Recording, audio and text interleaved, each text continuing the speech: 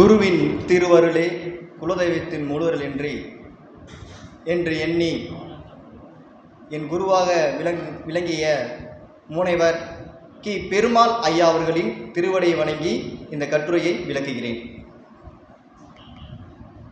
கட்டுரை தலை பார்த்தீங்கன்னா, இடைநிலையை முன்வைத்து வினை சொல்லாக்க நெறிகள். ஏன் இந்த இடைநிலையை முன்வைத்து வினை சொல்லாக்க நெறிகள் ஏன் நம்ம இந்த இடத்துல பேசணும், ஏன் அதை பற்றி நமக்கு ஐயா எழுதுன்னு பார்த்தீங்கன்னா, தமிழ்மொழி என்பது தமிழ்மொழியில் தொன்று தொட்டு பல சொற்கள் உருவாகியும் தொன்று தொட்டு வழங்கிய பல சொற்கள் உருமாற்றமும் நிகழ்ந்து வருகின்றன. அவ்வாறு நிகழ்ந்து சொல் உருவாக்கமும் சொல் மாற்றமும் நிகழ்ந்து வருகின்ற பொழுது எதன் அடிப்படையில் அந்த சொல் ஆக்கமும் சொல்லில் மாற்றமும் ஏற்படுகிறது என்ற ஐயா நமக்கு எழுகிறது. அதனை தெளிவுபடுத்திடவே ஒரு ஒழுங்கான ஒரு நெறிமுறை வேண்டும்.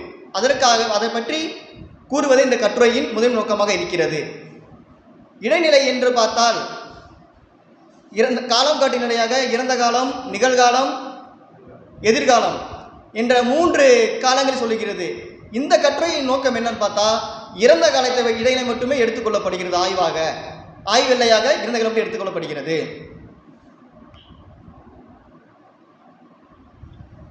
அந்த இறந்த கால இடைநிலை பார்த்தீங்கன்னா இட்டு, இற்று, இத்து, இன்னு இந்த 4 இறந்த கால இடைநிலை இருக்கிறது. இந்த 4 இறந்த கால இடைநிலைகளும்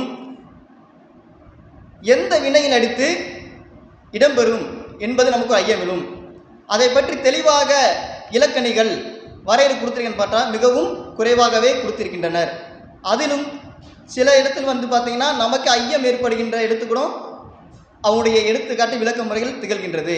அந்த ஐயத்தை விளக்கும் விதமாகவும் ஐயை போக்கும் விதமாகவும் இந்த கட்டுரை அமைகிறது. வினைச்சொல் அமைப்பு. வினைச்சொல் பார்த்தீங்கன்னா பகுதி, விகுதி, இடைநிலை, சாரியை, சந்தி, விகாரம் ஆறினும் ஏற்பவை முன்னி புணர்ப்ப முடியும் எப்பதங்களும் என்று நன்னூல் கூறுகிறது. நன்னூல் என்ன சொல்லுதுன்னா, வினைச்சொல் இந்த பகுதி, விகுதி, சந்தி, சாரியை, விகாரம், இடைநிலை இந்த 6னும் ஏற்று வரும் சொல்றாங்க. அது மட்டும் இல்லாமல் கூடுதல் நம்ம என்ன எடுத்துக்கணும்னா, அந்த 6ம் ஏற்று வரும். சில சொற்கள் 6னும் சிலவற்றை விடுத்தும் வரும் என்பதை நாம் கருத்தில் கொள்ள வேண்டும். எடுத்துக்காட்டு பார்த்தீங்கன்னா, 6னும் ஏற்ற வினைச்சொல் பார்த்தீங்கன்னா பார்த்தனன். அதில் பார் என்பது பகுதி, இத் என்பது சந்தி, இத் என்பது இறந்த கால இடைநிலை, அன் என்பது சாரியை, அன் என்பது வினைமுற்று விகுதி. சிலவற்றை விடுத்து வருகின்ற வினைச்சொல் பார்த்தோம்னா ஓடினான். அதில் ஓடி என்பது பகுதி, இன் என்பது காலம் காட்டும் விகுதி, இறந்த கால விகுதி, ஆன் என்பது வினைமுற்று விகுதி. அடுத்து இறந்த கால இடைநிலை. இந்த இறந்த கால இடைநிலை உறுப்புகளை பற்றி எது சொல்லணும் பார்த்தீங்கன்னா நன்னூல் சொல்கிறது, தெளிவாக சொல்கிறது. இத்து, இட்டு, இற்று, இன் என்பன இறந்த காலத்தை காட்டும் உறுப்புகளாகும். த, ட, ர ஒற்றின் இன்னே ஐம்பால் மூவிடத்து இறந்த கால தருந்தொழில் இடைநிலை என்று நன்னூலாக சொல்கிறார். தொல்காப்பியர் பார்த்தீங்கன்னா இதை தனித்து சொல்லாமல் பல்வேறு நூற்பாக்களின் விரவி காணப்படுகிற ஒரு கருத்து பார்த்தீங்கன்னா, இந்த இறந்த கால இடைநிலை பற்றி சொல்றது பல்வேறு விரவி காணப்படுகிறது. இதனை எப்படி நம்ம பார்த்துக்கணும், உரையாசிரியர் உதவியுடன் துணை கொண்டு நம்ம இறந்த கால இடைநிலையை நாம் தொல்காப்பியர் கூறுவதை அறியலாம். நச்சினார்க்கினியர் தொல்காப்பியத்திற்கு சொல்லதிகாரத்திற்கு நச்சினார்க்கினியர் எழுதிய உரையில் அவர் என்ன சொன்னார் பார்த்தீங்கன்னா, இத்து என்னும் உருவுகள் இறந்த காலத்தை இறப்பலா காலத்தையும் உணர்த்துகின்றன என நச்சினார்க்கினியர் கூறுகிறார். சேனாவரையர் ஆம், அம், ஆம், எம், ஏம் என்னும் கிளவியும் உம்மோடு வரும் க, ட, த, ரவென்னும் அன்னார் கிளவியோடு என் கிளவியும் பன்மையுரைக்கும் தன்மை சொல்லே என்ற நூற்பாவிற்கு சேனாவரையர் தரும் விளக்கம் பார்த்தீங்கன்னா, இந்த இக்கு, இட்டு, இத்து, இற்று இது இந்த சொல் உறுப்புகள் அம், எம், எம் என்பது 3டும் முக்காலம் பற்றியும் வரும். உம்மோடு வரும் பொழுது க ட தர எதிர்காலம் பற்றியும் வரும். முன்னின்ற நான்கீரும் இறந்த காலம் பற்றி வருங்கால் அம்மும் எம்மும் க ட தரவெனும் நான்கன் முன் அன்பெற்று வரும். ஏம் அன்பெற்றும் பெறாதும் வரும். ஆம் என் அன்பெறாதும் வரும். இதை பார்த்தீங்கன்னா முன்னி நான்கில் வந்து அம்மும் எம்மும் கடகரமும் நான்கில் அன்பெற்று வருவதை பார்த்தோம்னா நக்கணம், நக்கெனம், உண்டனம், உண்டெனம், உரைத்தனம், உரைத்தெனம், தின்றனம், தின்றனம். இதில் அம்மு எம்மு வந்துட அன் என்ற ஒரு சாரியை பெற்று வருகிறது. அடுத்து நக்கேனம், நக்கேம், உண்டேனம், உண்டேம், உரைத்தனம், உரைத்தேம், தின்றனம், தின்றேம். இதில் வந்து ஏம் அன்பெற்றும் பெறாதும் வருவதற்கான எடுத்துக்காட்டு. அடுத்து பார்த்தீங்கன்னா ஆம் என்ற ஈற்றின் முன் அன் பெறாது வரும். நக்காம், உண்டாம், உரைத்தாம், தின்றாம் என்று எடுத்துக்காட்டு விளக்குகிறார். இந்த அடிப்படையை தொகுத்து பார்க்கின்ற பொழுது ஏன் தொல்காப்பியர் வந்து இறந்தகளிடையே வந்து தனித்து கூறவில்லை என்று பார்த்தால், இந்த இக்கு இத்து இட்டு என்பது முக்காலத்துக்கும் பொருந்தி வருவதால் இது மயக்கம் கொள்ளக்கூடியதாக இருக்கும் தனித்து கூறினால். அதனால் நம் காலத்து புலமைக்கேற்று அங்கு புரிந்து கொள்ள வேண்டும் விதத்தினால் அவர் வந்து இடையூறு விகுதி நீராக ஈற்று விகுதியின் அடிப்படையே வந்து சொல்லிட்டு போயிடுவார். அதனால் இப்படி சொல்லிட்டு போயிட்டாரு. தனித்து அவர் இறந்தகளிடையே கூறவில்லை. பல்வேறு நூற்பாக்களுக்கு இடையே அங்கு விரவி சொல்லிட்டு போயிட்டே இருக்காரு. இதன் மூலம் இந்த ஆய்வு நமக்கு ஒரு முடிவுக்கு வர முடியுது. ஏன் அவர் சொல்லனா இது 3 காலத்துக்கும் பொருந்தி வருது அப்படின்னு சொல்றாரு. ஆனால் நம்ம என்ன சொல்றாருன்னா இந்த கால தற்காலத்துக்கு வந்து இத்து இட்டு இரு இன் என்பது இறந்த காலத்தை மட்டும்தான் குறிக்கும், வேற காலத்தில் வரல. தொல்காப்பியர் காலத்தில் பார்த்தீங்கன்னா இந்த இத்து இட்டு இருன்னு பார்த்தீங்கன்னா இறந்த காலத்துக்கு வருது, எதிர்காலத்துக்கு வருது, நிகழ்காலத்துக்கு வருது. அதனால வந்து அவர் வந்து மொத்தமாக ஒரு தனித்து சொல்லாமல் நம்ம புலமையின் அடிப்படையில் தெரிஞ்சுக்கணும் அப்படின்றதுனால வந்து நூற்பாவின் இடையூறை அவர் விரவி சொல்லிவிட்டார் கருத்தை. இலக்கணர்கள் கூறும் வினைச்சொல் உருவாக்க நெறிகள் பார்ப்போம். இப்போ என்ன சொல்றாங்கன்னா ராசமாணிக்கம் அவர்கள் வினைச்சொல்லை எவ்வாறு பார்த்துக்கின்றார் என்றால் 6 வகை பாகுபடுத்துகிறார். அதை பார்க்கின்ற பொழுது உருவின் அடிப்படையில் அவர் வினைச்சொல்லின் அமைப்பியலை தனிநிலை என்றும், ஆக்கவினை என்றும், குறைவினை என்றும், கூட்டுவினை என்றும் முதலான ஒரு வகையை ஆறுபடுத்துகிறார். முதல் பார்த்தீங்கன்னா தனிநிலை வினை. இந்த தனிநிலை வினை என்பது வினை அடியாக மட்டும்தான் இருக்கும். நட, பர, திற அப்படின்ற கூடிய வினை அடியாக மட்டுமே வரும். ஆக்கவினை என்பது ஒட்டுகள் உணர்ந்து வரும். எழுப்பு, நடத்து, செய்வி, பாய்ச்சி என்று ஒட்டுகள் உணர்ந்து வரும். இந்த ஆக்க வினையில் பார்த்தீங்கன்னா செய்யப்படும் பொருள் குன்றிய வினை, செய்யப்படும் குன்றா வினை என்றும் அவர் வகைப்படுத்துகிறாரு. நீங்கு, நீக்கு, அடங்கு, அடக்கு, குழம்பு, குழப்பு என்று அவர் வகைப்படுத்துகிறார். கூட்டுவினை, கூட்டுவினை என்பது ஒன்றுக்கு மேற்பட்ட வேர் சொற்கள் கொண்டு வினைச்சொல் தோன்றுவது. எடுத்துக்காட்டு தலை கூட்டல் குனி, தலைகுனி, வழிவிடு, இது பெயர் வினை சார்ந்தது. அடுத்து வினை, வினையும், மிதி கூட்டல் படு, மிதிபடு அப்படின்னு சொல்லியிருக்காரு. அடுத்து பார்த்தீங்கன்னா குறைவினை. குறைவினை என்பது காலநிலை பால் விகுதி பெறாது, அக்னி விதியில கொண்டு மட்டுமே முடியும் வினைச்சொல். எடுத்துக்காட்டு தகும். இங்க பார்த்தீங்கன்னா காலநிலை பெற்றிருக்காது, பால் விகுதி பெற்றிருக்கா, பால் காட்டாது. என்ன பார்த்தோம்னா அக்னி விதியில் மட்டும் கொண்டு முடிந்திருக்கு. எடுத்துக்காட்டு தகும். அடுத்து உள, உள்ளன. ஒழுங்கமை வினை. இந்த ஒழுங்கமை வினைன்னு பார்த்தீங்கன்னா ஒரு வினை வந்து ஐம்பால் மூவிடங்களுக்கும் இருதிணைகளுக்கும் வருகின்ற பொழுது அந்த வினையடி மாறாமல் தோன்றும். அதாவது பகுதி வந்து விகாரம் அடையாமல் தோன்றும்.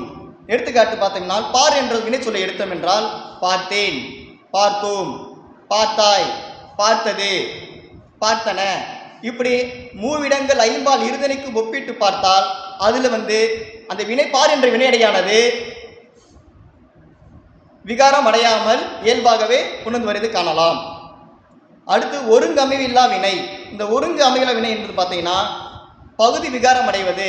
இந்த ஐம்பால் இருதன் ஐம்பல் மூவிடங்களில் பல்வேறு உறுப்பினர்களை ஏற்று வரும் இது என்று கூறுகிறார். எடுத்துக்காட்டு பார்த்தீங்கன்னா வா என்ப வினை சொல் வந்து வந்தேன், வருவேன், தா தந்தேன். இந்த தா என்பது தகரமாக அந்த இடத்துல ஒரு விகாரமாக மாறி வந்திருக்கு.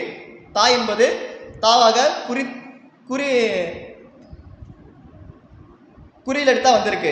அடுத்து தருகிறேன், அங்க ரூ வந்து மிகுந்து வந்திருக்கிறது, விகாரம் வந்திருக்கிறது, தோன்றல் விகாரம் இடைபெற்றிருக்கிறது. கான் கண், கண்டான் அப்படின்றதுல வந்திருக்கு. அடுத்து சாமியார் தேசிகர். சாமியார் தேசிகர் பார்த்தீங்கன்னா மேற்கூறியவர் உருவின் அடிப்படையில் தான் இந்த வினை சொல் அமைப்பை பாகுபடுத்தி காட்டுகிறார். பகுதி மட்டும் கொண்டவை அப்படின்னு சொல்றாரு. வா நட வால் பகுதியும் விகுதியும் கொண்டவை. வாழ்க செல்க பாடுக பகுதி விகுதி இடைநிலை கொண்டவை. உண்டால் உன் பகுதி இட் இடைநிலை, ஆள் என்பது விகுதி. அடுத்து பகுதி விகுதி இடைநிலை சந்தினி கொண்டவை. வாழ்த்தினான் வால் பகுதி, இத்து சந்தி, இத்து இறந்த காலநிலை. இன் என்பது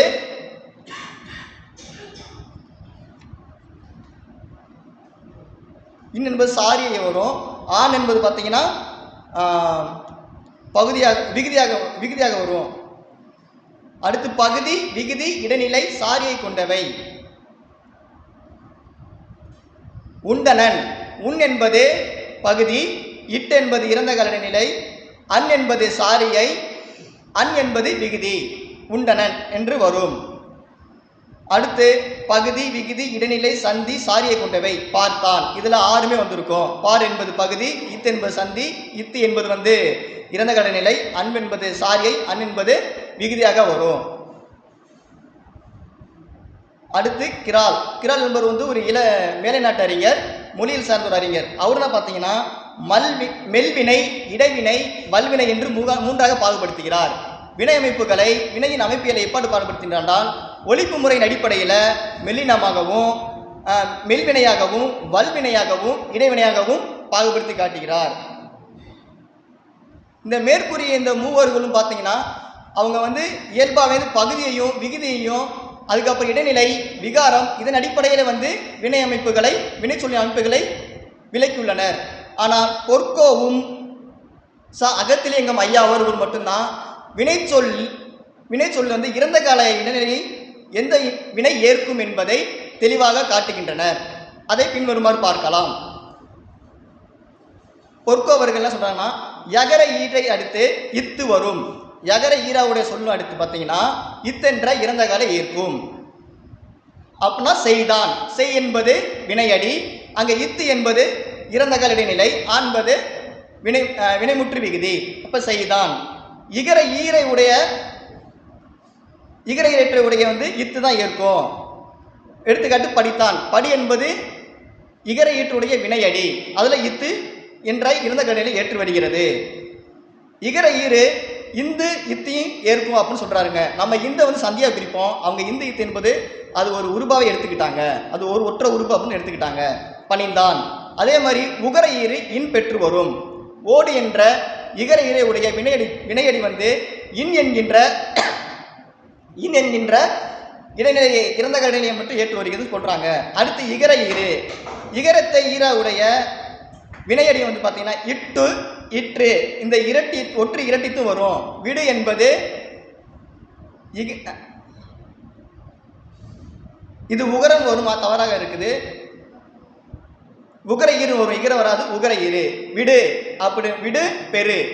விடு என்பது விட்டான், பெரு என்பது பெற்றான் என்று அந்த ஒற்று பகுதியில் வந்து ஒற்று இரட்டித்த வரிதான் காணப்படுகலாம். அந்த இட்டு என்பது இறந்த காலத்தை குறிக்கிறது, இற்று என்பது இறந்த காலத்தை குறிக்கிறது. அகர ஈறு இந்து இத்து நடந்தான் என்று பொற்கவர்கள் குறிப்பிடுகிறார்.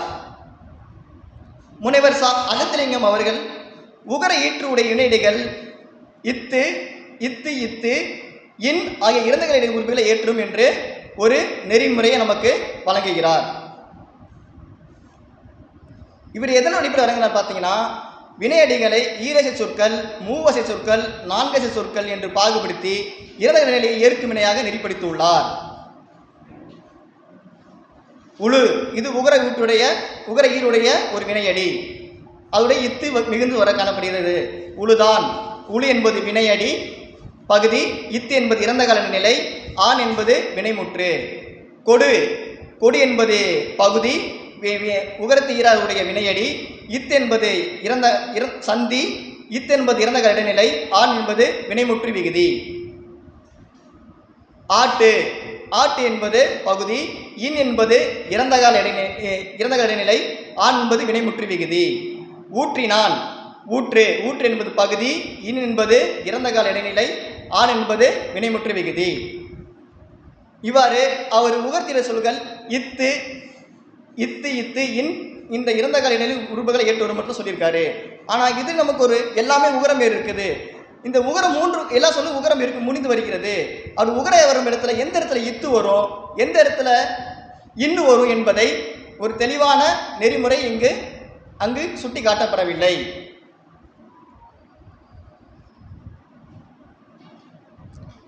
இது நம்ம இலக்கண கூறக்கூடிய கருத்து. இது என்ன, இதன் முடிவுரை என்னன்னு சொன்னா, என்னுடைய ஆய்வு இங்கே என்ன பண்ணுது பார்த்தீங்கன்னா, இந்த கட்டுரை எதை விளக்குகிறது என்றால், உகரத்தை ஈராக உடைய வினை சொற்கள் குற்றியலுகரம், முற்றியலுகரம் என்று 2 வகைப்படுகிறது.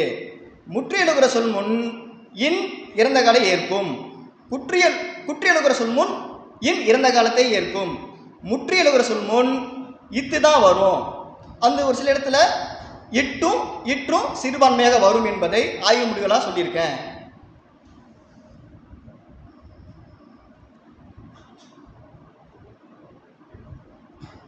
பாருங்க, குட்டு, கொட்டு, வெட்டு. இதை நீங்க இறந்த கடையில் பார்த்தீங்கன்னா வெட்டினான், கொட்டினான், குட்டினான், கொட்டினான் வரும். குட்டுன்னு மாறிடுச்சு இந்த இடத்துல. அடுத்து ஓடு என்பது ஒரு குற்றியலுகர சொல். அது இன்னும் பாருங்க, ஓடினான், ஆடினான், பாடினான். தொடு என்பது முற்றியலுகர சொல்.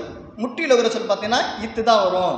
தொடுத்தான், படுத்தான், கெடுத்தான் அப்படின்னு வரும். அதே மாதிரி பார்த்தீங்கன்னா முற்றியலுகர சொல் இட்டையும் பெற்று வரும். அது சிறுபான்மை இடங்களில் இட்டென்ற இறந்த கலையை ஏற்று வரும். இடு இட்டான், தொடு தொட்டான். அடுத்து பற்று, தேற்று, ஊற்று. பற்றினான், தேற்றினான், ஊற்றினான். இது குற்றியலுகர சொல். கீறு, மாறு, ஊறு. இந்த குற்றியலுகர சொல்ல முன்னே இந்தா வருது.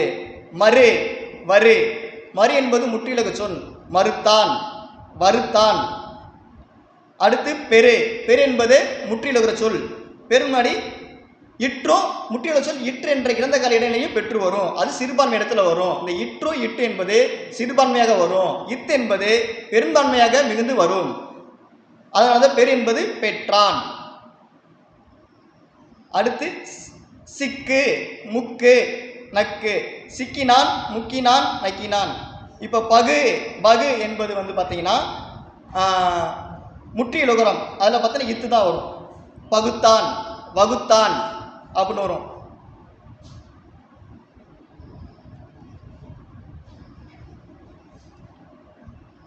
அடுத்து பூசு, வீசு, ஏசு.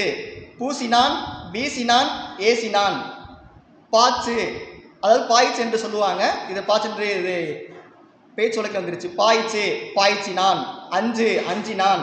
மிஞ்சு, மிஞ்சினான். கெஞ்சு, கெஞ்சினான். குத்து, குத்தினான். நீந்து, நீந்தினான். கத்து, கத்தினான் வரும். அடுத்தது ஊது என்பது இன், ஊதினான் அப்படின்னு வருது. அடுத்து செப்பு, நம்பு, வெம்பு. செப்பினான், நம்பினான், வெம்பினான். இது முடிகிற பார்த்தீங்கன்னா உகர ஈற்று வினையடிகள் இத்து, இற்று, இன் இறந்த கால இடைநிலையை ஏற்கின்ற பொழுது குற்றியலுகர வினைகள் இன் என்னும் இடைநிலையை ஏற்கின்றன. முற்றியலுகர வினைகள் பெரும்பான்மையாக இத்தனை வினைகளை ஏற்கின்றன. சிறுபான்மையாக இட்டு, இர் ஏற்கின்றன. நன்றி.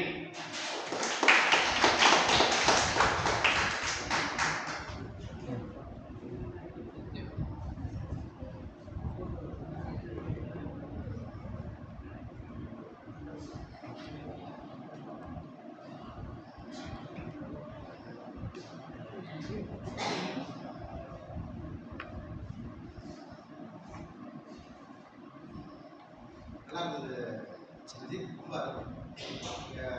தொடங்கும் போது வெறும் இயல்பாக இந்த வினைச்சொல் வந்து எப்படி இடைநிலை முடியுது அப்படிங்கிறத ஆரம்பம் வந்து அறிமுகமாக இருந்தது. அப்புறம் ஒவ்வொருத்தராக ராஜமாணிக்கம், கத்திரிங்கம், கிரால், அப்புறம் சன்னாசர் அவங்களாம் அந்த காலவரிசைப்படி நான் மாற்றி சொல்கிறோம் இல்லை, காலவரிசைப்படி வரும்போது அது என்னென்ன மாதிரி ஒவ்வொருத்தருக்கும் சின்னதாக உள்ள வேறுபாடு சிக்னிஃபிகண்டாக இருக்கக்கூடிய சில டிஃப்ரென்ஸை வந்து ரொம்ப அழகாக அதை உணர்ந்துட்டே வந்தது. செய்தி சொல்லிட்டே வர ராஜ்குமார்னு வரும்போது தான் அதில் இறுதி பகுதியில் குச்சி எழுதுறதுக்கு செய்தி சொன்னீங்கல்ல, அதுதான் உங்களுடைய ஆய்வேட்டுடைய ஆன்மா. இந்த ஆய்வு கட்டுரையுடைய ஆய்வுடைய ஆன்மா அதுதான். அந்த தான் வந்து நீங்கள் எல்லாத்தையும் ஒரு ஒட்டுக்காக கொண்டு வந்து அதில் நீங்கள் உங்களுடைய நிறைய நீங்கள் எடுக்காட்ட அந்த வினை அடியெல்லாம் நீங்கள் நிறையா உங்களுடைய இதை எடுத்து காமிச்சிருக்கீங்க. மிக அருமையாக இருந்தது. அதில் வந்து அது மிக முக்கியமாக உச்சியிலவரை எப்பவுமே அந்த இது எடுக்கும்போது எப்படி வரும் அப்படின்றத இயல்பாக வந்து உச்சியிலவரம் வந்து இது எடுக்கும்போது எப்படி வித்து இற்று அப்படின்றத பெரும்பான்மை இட்டு வரும். அப்புறம் இற்று அப்படின்றது சில இடத்துல வரும்ன்றத ரொம்ப தெளிவாக சொன்னீங்க. மிக அருமை, மிக மிக அருமை. இப்போ இலக்கணத்தில் பெரும்பாலும் எடுத்து தலைப்பு எடுத்து பண்ணது ஒரு பெரிய விதிவிலக்கான ஒரு விஷயமா போச்சு நம்ம இடத்துல. அது நீங்கள் எடுத்து பண்ணது ரொம்ப அருமை. சில இடங்கள்ல நான் அந்த ஏம் அப்படின்ற அந்த இது சொல்லியிருக்கீங்களா, அந்த விகுதி சொல்லியிருக்காங்க. அந்த ஏம்லாம் வரும்போது இந்த பெரும்பாலும் படிக்கும்போது எனக்கு படித்தேன். என்ன சொல்லி பந்தேமா ஏன் ஆமாங்க, ஏன் விகுதி. அது வந்து பேச்சு வழக்கில் வந்து அந்த ஏன் விகுதியை வந்து இந்த கரிசல் காட்டுக்கிறதுல அந்த இது விருதுநகர், ராஜபாளையம் அந்த பக்கம்லாம் பெரும்பாலும் கீராவுடைய படைப்புகளில் பார்த்தீங்கன்னா பேச்சு வழக்கில் தான் அவருடைய இதே முழுக்க புதினங்கள் நகரும். அந்த பேச்சு வழக்கான புதினங்கள் சிறுவதில் பார்த்தீங்கன்னா அண்ணாமலை நாயக்கருடைய முதல் அடியே தான் நான் என்ன தப்பு செஞ்சேன் அப்படின்றத செஞ்சேன்னு முடியும். அந்த ஏன் விடுதி வந்து பேச்சு வழக்கில் இருக்கிறது எனக்கு நீங்கள் சொல்லும் போது எனக்கு அப்பதான் பட்டு ஸ்ட்ரைக் ஆச்சு. எவ்வளோ படிச்சது ஒரு 30 ஆண்டுகளுக்கு முன்னாடி 40 ஆண்டுகளுக்கு முன்னாடி வச்சுக்கலேன். அப்படி அப்போ படித்த போது அது டக்குனு ஒரு ஸ்ட்ரைக் ஆச்சு. அப்போ பேச்சு வழக்கிலையும் இந்த விகுதி இருக்கிற விஷயம் இருக்கானதை உங்களுடைய எதிர்கால ஆய்வில் நீங்கள் கொண்டு வந்து பாருங்க. அது ரொம்ப அழகாக இருக்கும். சரி, ரொம்ப அருமையான, மிக அருமையான ஒரு இடைநிலையில் ஒரு மட்டும் இறந்த கால இடைநிலையை மட்டும் எடுத்து வச்சுக்கிட்டு நீங்கள் எதிர்காலம் நிகழ்காலம் வச்சுருந்தா கூட கொஞ்சம் இதாக இருக்கும். ஒரே ஒரு இறந்த கால இடைநிலையை மட்டும் வச்சுக்கிட்டு ஒரு ஆய்வுத்தாளை விவரிச்சது வந்து ரொம்ப அருமை, மிக அருமை. நன்றிங்க. இவங்க ரொம்ப நல்லா புரிஞ்சுதுங்க. அதை ரசித்து சிரித்து பேசியிருந்தாங்க, அதை கவனிச்சாங்க.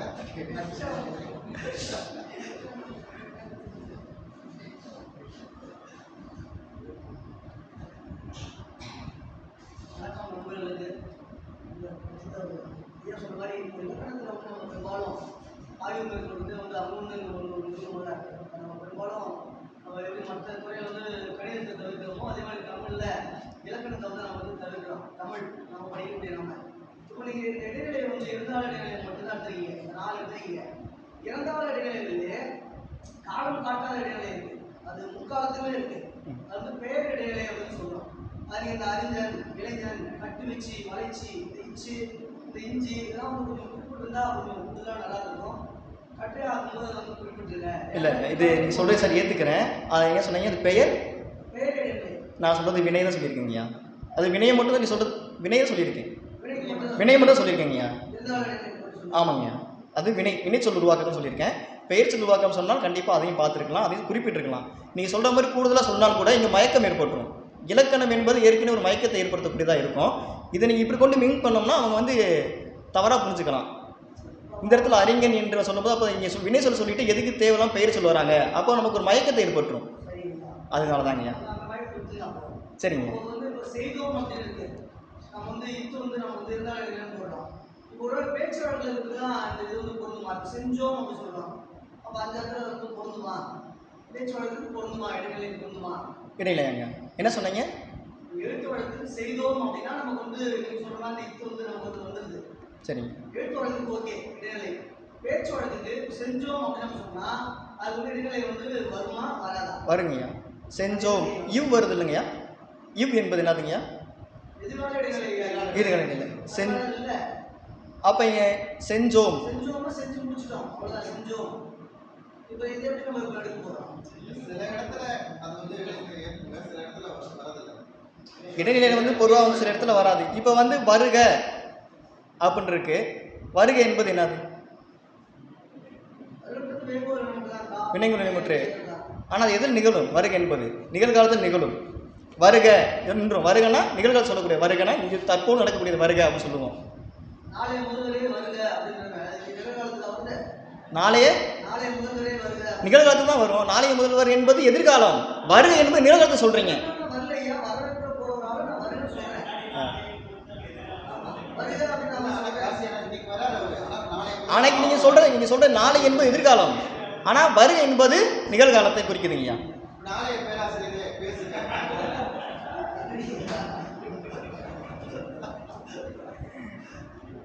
அதாவது நிகழ்காலம் என்பது நிலைத்த தன்மையற்றது. அது நிகழ்காலம் வந்து உடனடியாகவே மாறும். நிகழ்காலம் என்பது நிகழ்காலம் ஒன்று இருந்தால்தான் இறந்த காலமும் எதிர்காலமும் நிகழும், அதாவது பேசப்படும். நிகழ்காலம் இல்லை என்றால் நாம் நேற்று இன்னைக்கு நான் இல்லைன்னா நீங்கள் நேற்று பற்றி பேச முடியாது. நான் இன்னைக்கு இல்லை நாளைய பற்றி பேச முடியாது. அப்போ இன்று என்பது இந்த நிகழ்காலம் என்பது மிகவும் நிலைத்த தன்மையற்றது, குறுகியது. இப்போ முடிச்சு போனதுக்கப்புறம் நான் முன்னே இப்போ ஒரு அர்த்தம் முடிச்சுட்டு போயிடுவேன். இப்போ ஒரு ஆள் ஒரு நிமிடம் கழித்து வந்து கேட்டாலும் யார் பேசி தான் கேட்பாங்க, யார் பேசுகிறான்னு கேட்க மாட்டாங்க.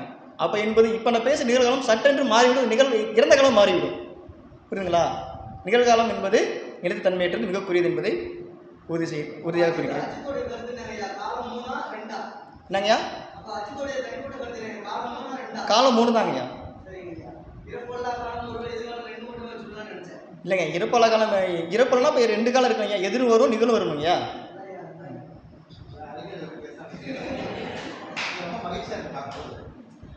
எவ்வளோ அருமையான ஒரு கருத்து இது அழகாக இருக்கும். நீங்கன்னா அந்த நம்ம எடுத்துக்காட்டின எல்லாருக்கும் ஒரு சின்ன சின்ன வித்தியாசம் இருக்குங்க. சரிங்க. அப்போ காலத்தால் ஏற்பட்டிருக்கின்ற அந்த மாற்றம் தான் கண்டிப்பாக இருக்குது. அதுக்கு அட்டவணைப்படுத்தி காமிச்சிங்கன்னா இன்னும் ரொம்ப சிறப்பாக இருக்கும். சரி. முதல்ல தனியாக சாமிநாத தேசியருக்கும் அகத்தியருக்கும் எவ்வளோ வேறுபாடு இருக்குது. ஆமாங்க. அப்போ நீங்கள் அதை காமிச்சிங்கன்னா இது உங்களுக்கு சொல்லி அட்டவணைப்படுத்தி காமிச்சிங்கன்னா மாற்றம் ரொம்ப இன்னும் எளிதாக இருக்கும். அடுத்த ஒரு கிராஃப் கொடுக்குறேன். சரி, நன்றிங்க. வேறு ஐயங்கள்?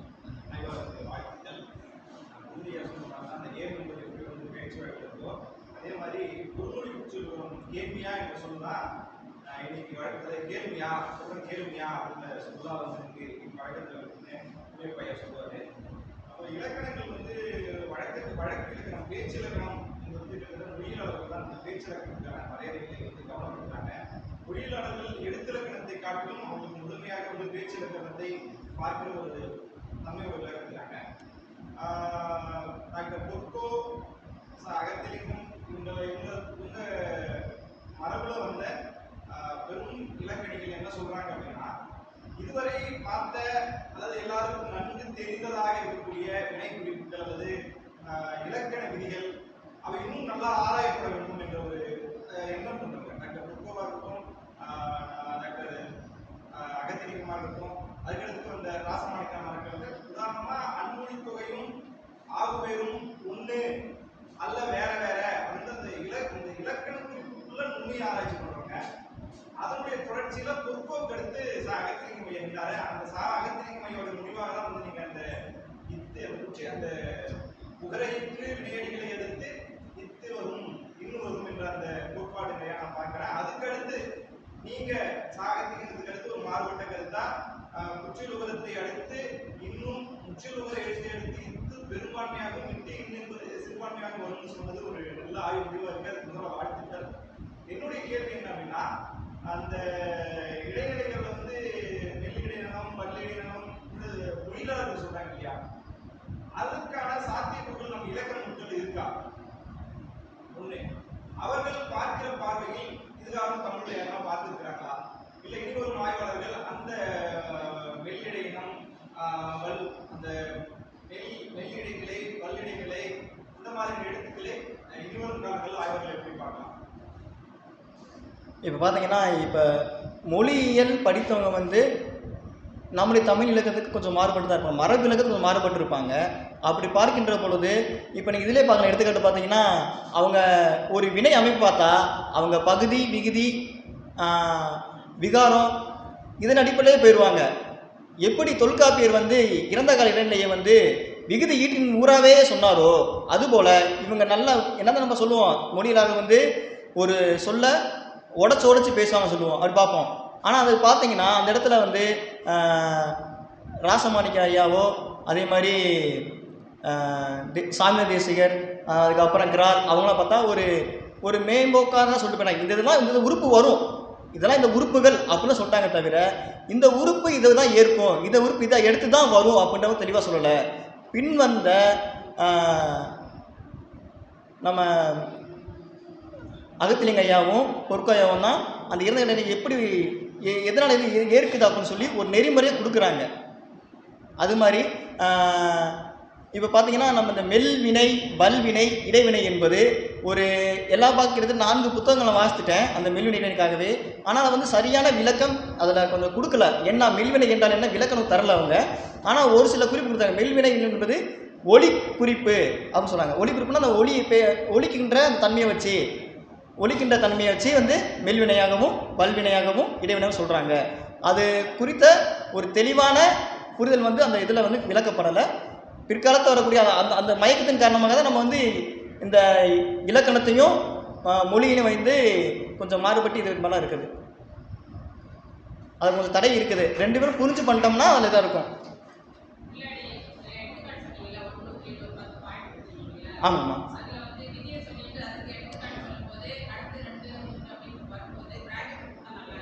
சரிங்கம்மா.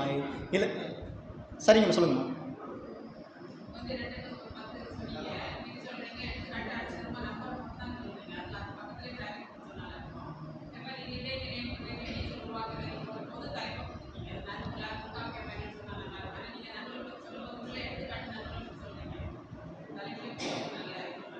சரிங்க.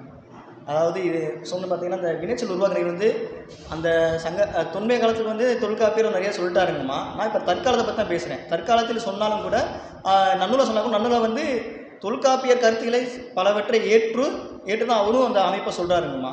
அப்படின்னும் தற்காலத்தை மட்டும் தான் பண்ண முடியும். தொல்காப்பியர் சொல்லிட்டு போயிட்டாருமா. ஒரு காலத்தில் பார்த்தீங்கன்னா இத்திட்டு என்பது முக்காலத்தை உணர்த்துகிறது அவர் சொல்லிட்டு போயிட்டாருங்கம்மா. அவர் அந்த காலத்தில் நிகழ்ந்தது. நான் அந்த காலத்தில் எனக்கு அந்த சொற்களை புரிந்து கொள்வதற்கும் நமக்கு வந்து கடினமாக இருக்கும். இப்போ தற்காலத்தில் இது பண்ணுறனால இப்போ தேவையான தற்காலத்தில் விளங்குகின்ற சொற்களுக்கு தான் வந்து நம்ம வந்து இலக்க நெறிமுறையை தேர்ந்தெடுக்கணுமா. அதை வச்சு தான் தற்காலத்தை சொன்னேன். அதை வந்து தற்காலத்துக்கு பயன்படக்கூடியதாக நன்னூலா கருத்து அதில் இருந்துச்சு. நன்னூலா ஏற்றுக்கிட்டேங்க. இப்போ நீங்கள் நடக்கிறது ரொம்ப அருமையாக இருக்கு. நான் இப்போதான் முறையாக பார்க்கவே மரபிலக்கணத்தின் மொழியிலும் ஒரு அதிர்வு பேசுவாராங்க. இதுதான் முறையாக நான் பார்த்தது. முதல் ஒரு இது நல்லா இருந்தது. ஒரே ஒரு கேள்வி தான் சரி. இப்போ நீங்கள் எடுத்துனா பெரும்பாலான ராஜமணிகளாக இருக்கணும், அகத்திய கம்பெனியாக இருக்கணும், பெரும்பாலும் போன நூற்றாண்டை சேர்ந்த மொழிகள் அது அவங்களுக்கு கிடைச்ச தரவுகள் அது அவங்களுக்கு பயிர்கொடுத்த முறை இப்படியான ஒரு மரபுகளில் வந்து ஒரு கருத்தை உருவாக்க நெறிவதான சொல்றீங்க. இந்த சொல் வேணா அதுக்கு வந்துக்கலாம். நம்ம உருவாக்கப்படுவதற்கான நெறி ஒரு தியரியை உருவாக்குறது தானே முக்கியமான ஒரு கருத்தை இருக்கும். இப்போ நீங்கள் வந்து 21ஆம் நூற்றாண்டில் வந்து முக்கியமான மொழிகள் இந்த இதில் இளம் ஆய்வாளர்கள் ஒரு 40 அந்த இப்போ இருக்கக்கூடிய ஆய்வாளர்களுடைய புதிய கண்ணடைகளை சொல்லித்தான் நல்லா இருக்கும்னு ஒரு நிகழ்ச்சி இருக்குது. அது ஒன்று. ரெண்டாவது, நீங்கள் இந்த காலத்துக்கு தகுந்த மாதிரி புதிதாக ஏதாவது இடைநிலைகள் உருவாகி இருக்கா?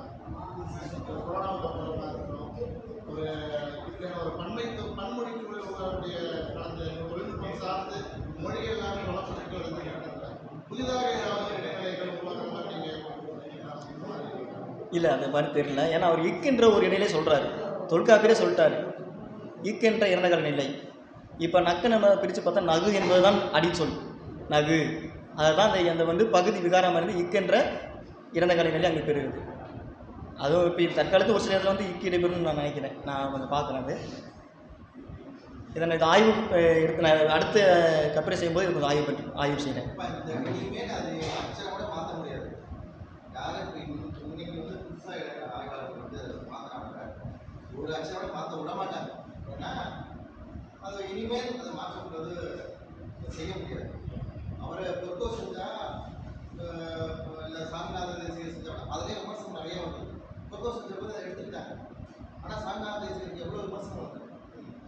நீங்க அதை சேர்க்கும்போது அடுத்த வாட்டி என்ன பண்ணுங்க ஆசை விழுங்கினார் நீங்க மறக்கவே கூடாத ஒருத்தர் அந்த வரிசையில ஆசை விழுங்கினார் அதையும் சேர்த்து அவர் வினைச்சொல் உருவாக்குறது நிறைய எழுதிட்டாரு. அது தொல்காப்பியத்தையும் நம்மளையும் நிறைய நிறைய அவர் மிகப்பெரிய மயிலாடுதுறை தானே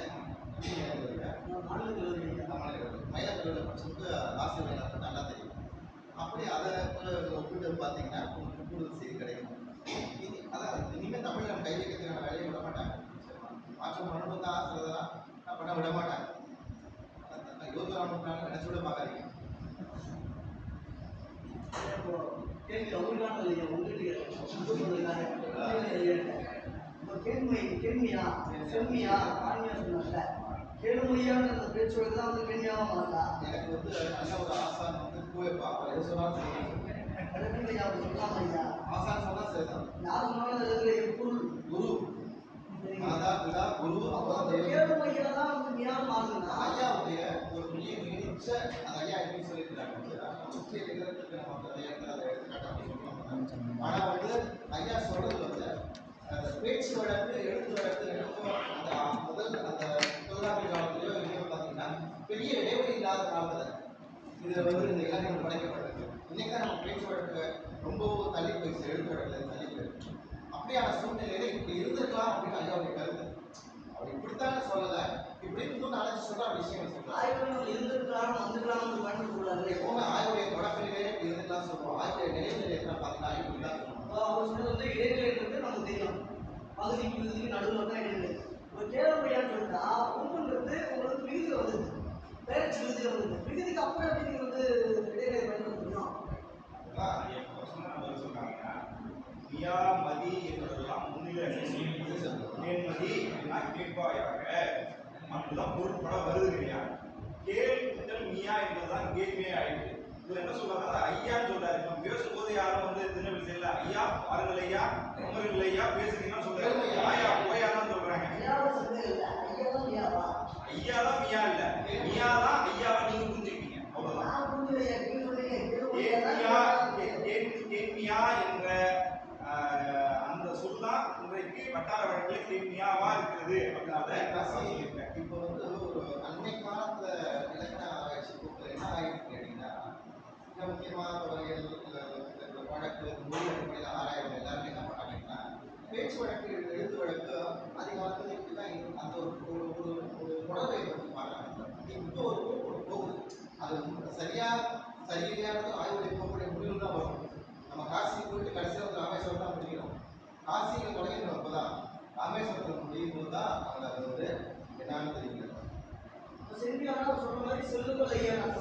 அதாவது ஒரு முன்னிலை சொல்ல அவர் வந்து அந்த திரும்ப என்ன சொல்லியிருக்காருன்னா இந்த கேள்வியா குறித்து பேச வந்த எல்லா பேருமே வந்து கேள்வியா என்ன சொல் வழக்கு போச்சு அப்படி இல்லவே இல்லை அப்படி அது இலக்கணத்திலிருந்து மாறுபட்டு போச்சுன்னு சொல்றவங்க மத்தியில பூவே பாலசுப்ரமணியம் மாதிரி ஆட்கள் என்ன சொல்றாங்கன்னா அதுக்கு வழக்கில் இருக்கு அப்படின்னு சாத்தியம் சொல்லி அவர் சொல்றதுக்கு காரணம் சரியா இருக்கும்போது அது வரும் தமிழ் தான் ஏற்றுதான் ஆகணும். செல்லுமையா ஏன் சொல்றோம், யாரை சொல்றோம், எதற்கு சொல்றோம் காரணம் இருக்கு இல்லையா. பேசுறாங்களா இல்ல வீரமணி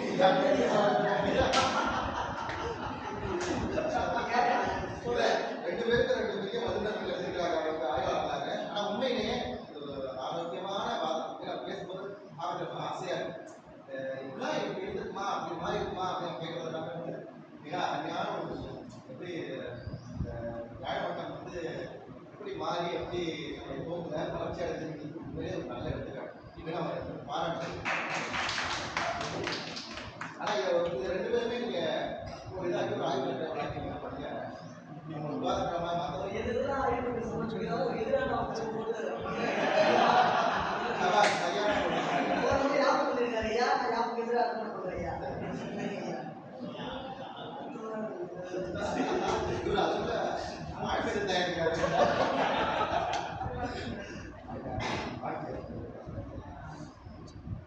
இந்த வாய்ப்பினை வழங்கிய வலதுபுல முதன்மை ஐயா அவர்களுக்கு நன்றி. அதுக்கப்புறம் என்னுடைய நெறியாளர் ரமேஷ்குமாரி அவர்களுக்கும் நன்றி. நன்றி, வணக்கம்.